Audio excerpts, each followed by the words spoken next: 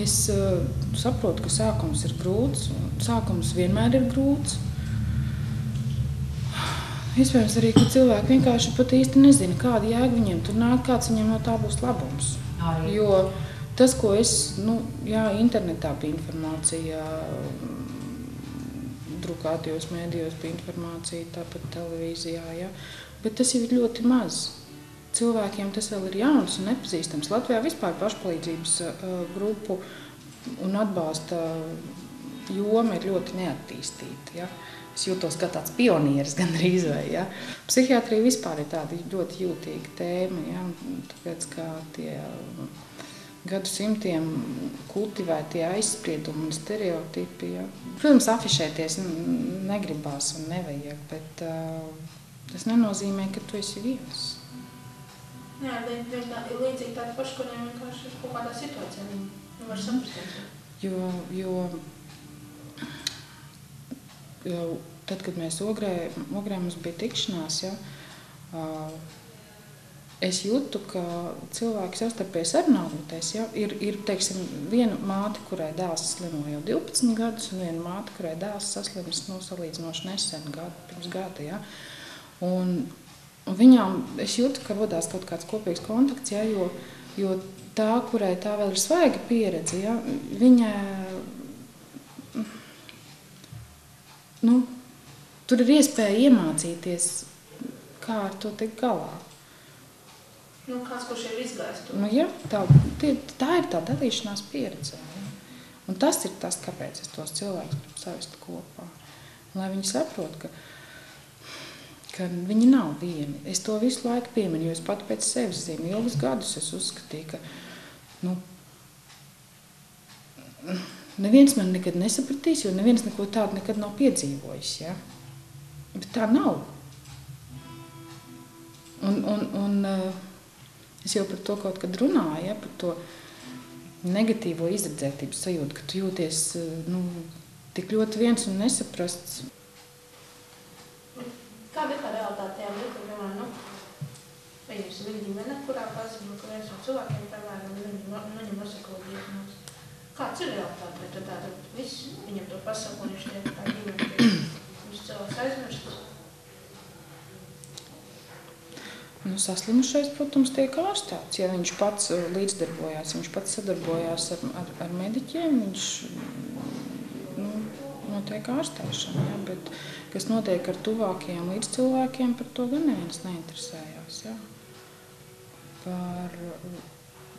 Tā kā pie mums ir medicīnā stingrs konfidencialitātes princips, arī ārsti nevienmēr uzskata par vajadzīgu informēt, piemēram, māti vai kādu citu tuvinieku, ja, par cilvēku slimību.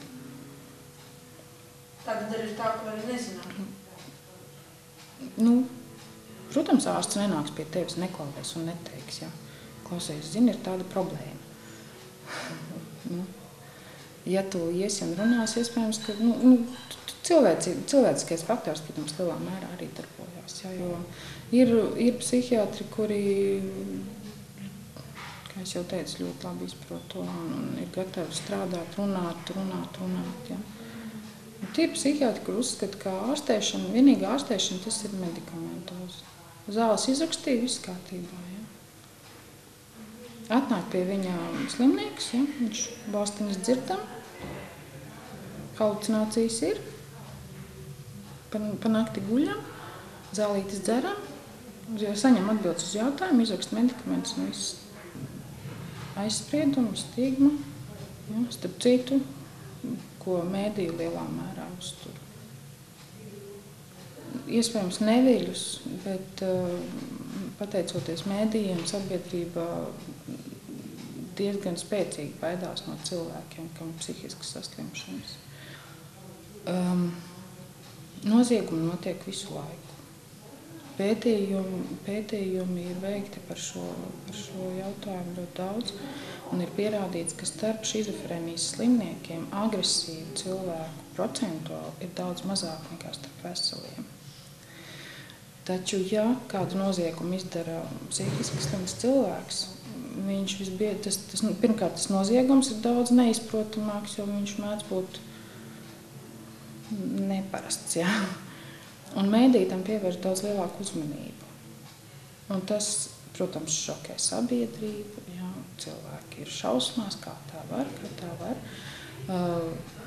Neviens tajā brīdī nedomā, ka to nav izdarījis tas cilvēks, to ir izdarījusi slimība.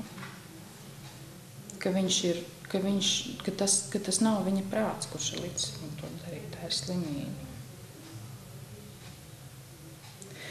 Un šī sāsinātā uzmanība, tāda tendencioza uzmanība, ja, tas uztur šo stereotipu arī lielā mērā, ka viņi ir bīstami.